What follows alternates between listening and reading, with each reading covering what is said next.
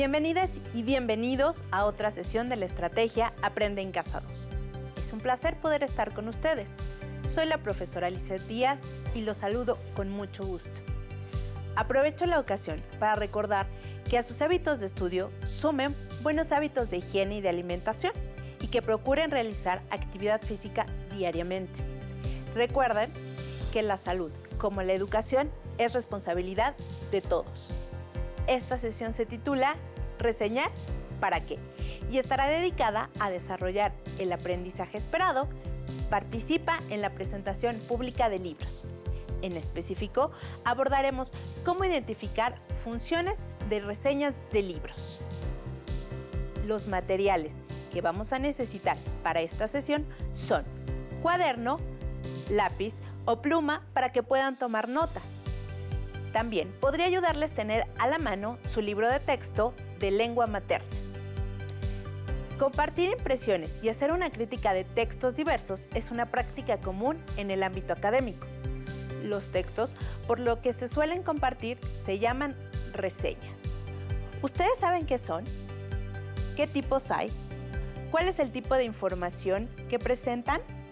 Bueno, para hablar al respecto y que nos pueda compartir un poco de su experiencia, se encuentra con nosotros el doctor David Isaí Saldaña Moncada, que nos acompañará a lo largo de la sesión para platicar acerca de sus reseñas, sus características y su función. Bienvenido, doctor. Le agradezco el recibimiento, maestra Lizeth. Es un gusto estar con ustedes, alumnas y alumnos de primer grado de secundaria, en la asignatura Lengua Materna. El gusto es nuestro. Muchas gracias por estar aquí. Sin duda, el doctor David Saldaña nos ayudará, ya que él es doctor en letras por la Universidad Nacional Autónoma de México. Además, ha estudiado temas como la parodia, la ironía y la metaficción en la narrativa latinoamericana. Su otro campo de estudio lo constituye el orientalismo en la narrativa mexicana y la novela japonesa del siglo XX. Para iniciar, lo invito a que leamos juntos los siguientes textos. La película fue tediosa desde el inicio.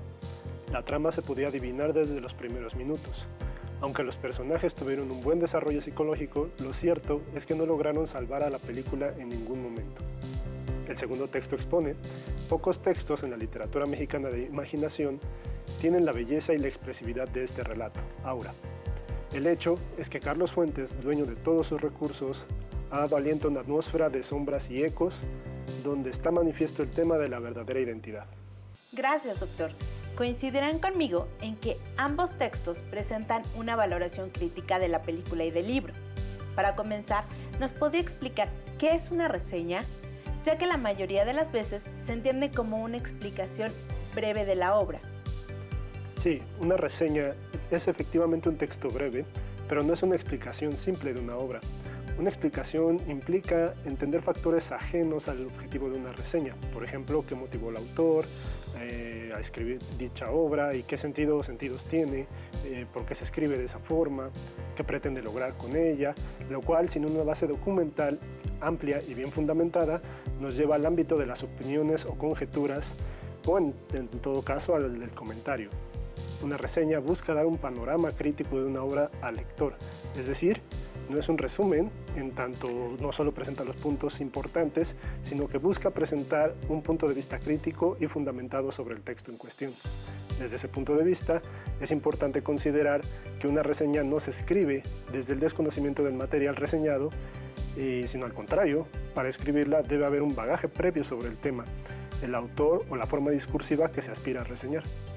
Esto último es una condición indispensable, pues una reseña, sea cual sea su tipo, debe presentar información objetiva. Claro, no se trata solo de criticar, sino de valorar con bases e información un texto. Desde su experiencia académica, ¿cuál es la función de las reseñas? Las reseñas son muy importantes en el ámbito académico, pues funcionan como guías rápidas para acceder a la información que buscamos. Por ejemplo, en un tema tan amplio como el estudio de la ficción literaria, hay una cantidad casi inabarcable de textos, todos ellos con perspectivas o enfoques de estudio particulares que no podemos leer en su totalidad antes de un trabajo para una asignatura. De modo que si existe una reseña que aborde un título en particular que llama nuestra atención, Podemos acudir a ella y enterarnos de cuáles son los temas específicos que trata. También podremos saber cuál es su enfoque teórico o si se dan ejemplos concretos de una literatura en particular, por ejemplo, literatura española, inglesa o alemana. Una reseña crítica traza ese panorama general de la obra a partir de un análisis breve pero puntual y con conocimientos previos que permiten al autor de la reseña realizar un balance sobre los aportes de esa nueva obra, ya sea un texto literario o un trabajo académico. Con ello, da una pauta al lector para motivarlo a acercarse al material reseñado o lo previene contra ciertos detalles que pueden resultar confusos o complejos en una primera lectura. Doctor, acaba de mencionar las reseñas críticas. Entonces, ¿hay varios tipos de reseñas? Así es. Las reseñas se han dividido casi siempre según su objeto. Circula la idea de que una reseña depende del material. Por ejemplo, serán distintas las reseñas sobre una exposición artística en un museo, la de una película comercial y la de un trabajo científico. Sin embargo, no es solo el material el que define el tipo de reseñas que existen, sino la circulación del material en un ambiente específico, el medio en el que se publica la reseña y la intención del autor al escribirla.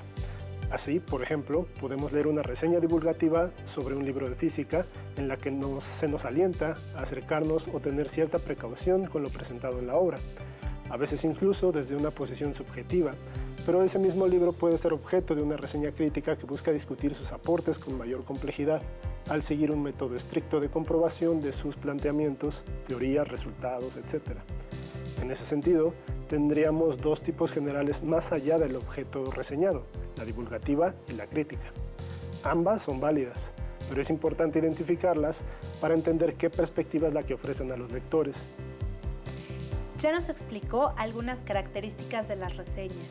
Ahora, ¿nos podría decir cuál es la diferencia entre la reseña, el abstract o el resumen? Sí, como ya mencionamos, hay dos aspectos que la distinguen del resumen. El primero es la idea de la motivación lectora. Un resumen o un abstract, como se le conoce en inglés, está enfocado en sintetizar el texto. No necesariamente nos debe llevar a la lectura con base en una opinión fundamentada, sino indirectamente presentando los contenidos de manera objetiva y concreta.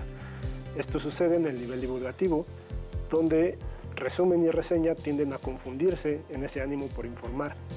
No obstante, las diferencias se vuelven más claras con las reseñas críticas. La cantidad de información que tiene el reseñista, el conocimiento de la obra que está analizando, así como su opinión estructurada, producen un texto breve, pero mucho más complejo y profundo que un resumen. Por ejemplo, como los que aparecen en las contraportadas de los libros, que incluso tienden a perderse al tratar de presentar todos los temas abordados. A lo largo de su formación académica, los alumnos leen tanto textos científicos como literarios. Ambos tipos de reseñas tienen la misma estructura si se trata de un texto literario o de uno científico, o hay algunos elementos que cambian. Si atendemos a las reseñas divulgativas, la estructura no cambia, pues, como decíamos, buscan motivar la lectura o prevenir sobre detalles de los textos. En relación con las reseñas críticas, la estructura sí puede cambiar, porque una obra literaria no sigue el mismo desarrollo que un texto científico. Esto es más evidente cuando se hace un balance sobre los resultados de un estudio académico, pues una obra literaria no posee resultados, en todo caso, plantea puntos de vista o aporta modelos de comprensión que muchas veces no responden a los parámetros de comprobación científica. Si bien comparten un nivel conceptual en el que se pueden comparar las ideas detrás de cada tipo de texto, estas dialogan de forma distinta con su tradición, es decir, que las obras literarias no responden a la verificación de resultados o métodos de textos anteriores y por lo tanto el reseñista debe situar ambos tipos de texto y mostrar sus particularidades en la propia estructura de la reseña. Por eso es importante que alumnas y alumnos determinen qué tipo de texto es el que van a reseñar. Una vez que ya lo identificaron, ¿qué información se puede incluir en las reseñas? La información debe estar completamente relacionada con el texto o el material reseñado. En ocasiones encontramos ejemplos de reseñas que divagan, se enfocan más en un tema o temas que le interesan al reseñista y dicen poco del material. Esto representa una forma de escritura poco crítica que habla más de las obsesiones del reseñista que de los textos, y es común encontrarla sobre todo en el nivel divulgativo, pues esta apertura a las opiniones o comentarios subjetivos dan pie a que se desvíe la atención del libro en cuestión. Una reseña debe buscar presentar información pertinente que enriquezca la visión del lector, no exclusivamente sobre el tema tratado en el material, sino también sobre el punto de vista o enfoque teórico del autor, sobre sus procedimientos o su estilo. Esto es importante por lo que mencionamos respecto del diálogo entre los textos nuevos y sus precedentes. Solo a partir de un equilibrio entre opiniones, información previa e información extraída del material reseñado se puede lograr una reseña crítica. Además de la información que nos acaba de mencionar, ¿es importante que los alumnos incluyan los datos del autor? ¿Por qué se mencionan? ¿Cuáles serían los datos más cruciales? Sí, es muy importante, pues nos ayuda a situar al autor y al propio texto, sobre todo en el caso de reseñas de obras literarias. No se trata, como decíamos, de retomar toda la información vital del autor, lo que sería caer en divagaciones, sino de seleccionar los datos más relevantes en relación con el texto reseñado. Por ejemplo, en el caso de un texto literario, es muy importante saber si hay títulos bien aceptados por la crítica antes del texto actual, en qué tipo de géneros ha incursionado el autor, si hay temas recurrentes en su obra, etc. Con el objetivo de ubicar el texto, es importante mencionar el nombre del autor, su año y lugar de nacimiento, fallecimiento de ser el caso, y un par más de sus obras destacadas o algunas labores paralelas a su ejercicio de escritor. ¿Cuál considera que son las principales dificultades para lograr un balance entre la información tomada del libro y la que proporciona el autor de la reseña? Siempre existe el peligro de recargar el texto con información de uno o de otros de esos elementos, ¿no? En ese sentido, el problema de la redacción de la reseña va de la mano con la importancia de la obra, con las nuevas perspectivas que presenta. En ocasiones encontramos reseñas que tratan un libro de análisis literario, por ejemplo, y son libros de estudiosos renombrados, por lo cual es fácil centrarse en la trayectoria del autor y dejar un poco de lado al libro. Y casi por extensión de la obra se asume que es bueno, es excelente. Pero aún así es necesario que el análisis de la obra, la presentación de sus partes, su enfoque general, o en el caso de obras literarias, la estructura del texto, sus personajes y una idea general, deben ser la guía de la reseña, y toda la información adicional tiene que apoyar a los argumentos del reseñista. Un asunto que los maestros observamos de forma constante es cómo los estudiantes podrían reflejar la estructura de la obra original en su reseña. Uno de los elementos que podríamos enlazar con la respuesta anterior, hablando del balance, tiene que ver con la comprensión lectora del autor de una reseña. Es decir, que lo que entendemos de la obra original será siempre el contenido de nuestra reseña, y de esa comprensión depende la presentación final. Así, un buen ejercicio de lectura que ubica al texto y al autor en su dimensión histórica, que busca entender los temas centrales del texto literario, así como su estructura y personajes, nos aporta pautas, aspectos que al final pueden constituir la estructura de una reseña. La reseña es un texto que muestra una lectura, la de su autor frente a la obra original. Así que para llegar a una presentación objetiva y justa con la obra, es necesario practicar la lectura. Las reseñas de trabajos científicos pueden incluir la opinión del lector. ¿Cómo podrían los alumnos incluirla? ¿Alguna recomendación? Sí, recordemos que hay un nivel de divulgación en el que las reseñas admiten opiniones objetivas. En el caso de textos de tipo científico, estas opiniones tienen sentido solo si se refieren a la forma de presentar los temas. Por ejemplo, en una reseña sobre un libro de astronomía, es posible opinar sobre la adecuada o inadecuada exposición de ciertos temas o la secuencia de capítulos que forman el libro. No obstante, cuando estamos en el nivel de una reseña crítica, se recomienda no incluir opiniones del tipo me gusta, no me gusta, pues ahí se trata de refutar datos duros, de criticar un procedimiento o una metodología y evaluar los datos como un todo.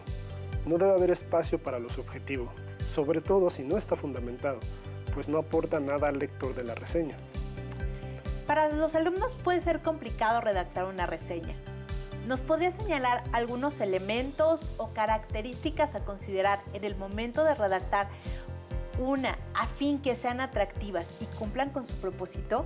Por supuesto, quizás la primera recomendación es que reseñen una obra de su interés, que no vayan directamente a textos complejos, sino que comiencen con algo que les gusta, que sea fácil analizarlo y presentarlo. El reto de esa recomendación no es el análisis en sí, sino poner a prueba su objetividad. Cuando la obra original es un texto que nos gusta, fácilmente podemos alabarla, incluso resaltar sus aspectos más allá de lo que realmente posee. Una vez que practicamos en este nivel e identificamos qué temas nos conducen a divagar, podemos ejercitar una estructura en la que se hable de la obra, quizás en un 70%, y jugar con datos del autor o desarrollar en un tema en el otro 30%. Lo importante después de sostener esta estructura centrada en la obra es releer, para saber si expresa realmente nuestra opinión sobre el material, y en última instancia podemos poner a prueba con algún familiar, amigo o vecino para saber qué entendió del libro mediante la reseña.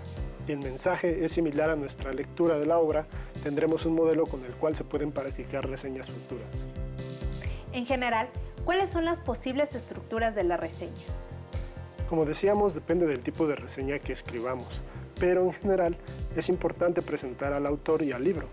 Posteriormente se puede contextualizar a la obra brevemente, mencionar libros o estudios previos, de modo que se nos facilite abordar los temas más relevantes. En el caso de las reseñas divulgativas, tras el análisis de temas relevantes, se suele incluir una opinión que motive al lector a acercarse a la obra o que resuma los aspectos con los que se debe tener cuidado. Estas secciones además pueden variar según el estilo del reseñista, pues el formato es un poco más libre.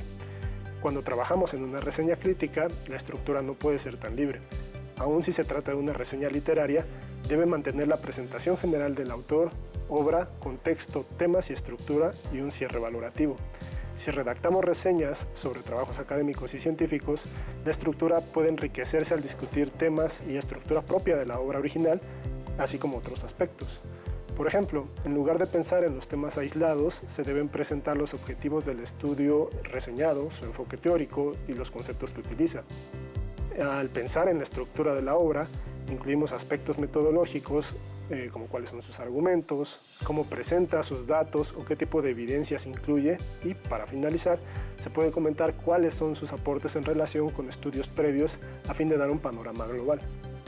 Cada texto tiene su propia complejidad, y según el tipo de reseña que nos proponemos escribir, debemos transmitir esa complejidad. ¿De qué factores depende la extensión de una reseña? Justamente de la complejidad del texto. Es común escuchar o leer que una reseña debe oscilar entre 3 y 5 cuartillas, pues no constituye un análisis detallado, sino una síntesis representativa y crítica de los contenidos de la obra original. Como ya mencionamos, hay niveles de complejidad en la reseña, y en las obras por reseñar, de modo que no es posible plantear una extensión estricta, pero sí es necesario que la reseña se mantenga breve para cumplir con su meta, que es ser un texto informativo eficiente. Una reseña de más de 5 cuartillas no está prohibida, pero esto depende de otros factores, como el espacio en el que será publicada, y de modo que hay que ajustarse a ciertos criterios de edición y buscar que la estructura de la reseña muestre una claridad propia de la visión de la obra. Ahora te propongo a ti y a las y los alumnos un reto. Leamos los siguientes textos para reconocer cuál es un resumen y cuál es una reseña. Maestra, ¿me ayuda con los textos, por favor? Claro que sí. El primero dice: el texto escrito por el pensador ilustrado Rousseau, el discurso sobre las ciencias y las artes, explica que la modernidad surgió de la caída de Constantinopla, puesto que propició la salida de un gran número de manuscritos y textos antiguos de la ciudad hacia la Europa occidental. El segundo texto indica Jean-Jacques Rousseau, en su ensayo Discurso sobre las ciencias y las artes de 1750, presentó la base de su pensamiento filosófico y social. Rousseau analizó la sociedad ilustrada del siglo XVIII y cómo ésta se contrapone al estado natural del ser humano. Para él, la sociedad está viciada desde que el hombre antepone la cultura a las virtudes. Un discurso lleno de reflexión que le dio el sobrenombre de anti-ilustrado. Para mí, el primer texto muestra muchas ideas principales sin valorarlas, por lo que me parece que es un resumen. Así es, el primer texto presenta las principales ideas de la obra original, pero no ofrece información adicional. El segundo texto presenta el año de publicación y tiene una breve descripción del texto. Además, el autor presenta su opinión o valoración del texto. Por lo tanto, considero que es una reseña. La respuesta es correcta. En el texto 2 se presentan los datos del libro, un breve análisis sobre el tema y la opinión del autor. ¿Cómo les fue en casa con sus respuestas? Para ampliar la información, les sugiero que consulten en su libro de texto de lengua materna El aprendizaje esperado, participa en la presentación pública de libros. Ubiquen la sección dedicada a identificar funciones de reseñas de libros y realicen las actividades que ahí encuentren. Finalmente, ¿cuál considera usted que es la importancia de leer y escribir reseñas? Tras esta exposición, podemos percibir que las reseñas cumplen con una función muy relevante como guías para los lectores especializados y los no especializados, que abordan todo tipo de materiales, desde películas, exposiciones, libros y series de televisión, hasta obras que pueden ser consideradas como grandes muestras de literatura en todo tipo de lenguas, y trabajos serios y bien fundamentados de ámbitos científicos como las neurociencias, topología o incluso física cuántica. Los reseñistas realizan una labor valiosa al comprometer su lectura y punto de vista en una valoración del trabajo de sus colegas, de modo que es importante considerar la seriedad de estos textos incluso como modelos de práctica de escritura ética. En un nivel más sencillo, las reseñas son herramientas muy útiles para conocer más sobre todo tipo de libros y temas. Quizás no podemos leerlos todos, pero al menos sabremos que existen ciertas obras y que se abordan temas nuevos, y podemos dimensionar la cantidad de información que se produce no solo en nuestro país, sino a nivel mundial. En última instancia, podemos formar poco a poco nuestra opinión y conocimiento sobre temas que nos interesan y así evitar caer en el comentario fácil y sin fundamento. Perfecto, ya tienen, alumnas y alumnos, consejos de un experto.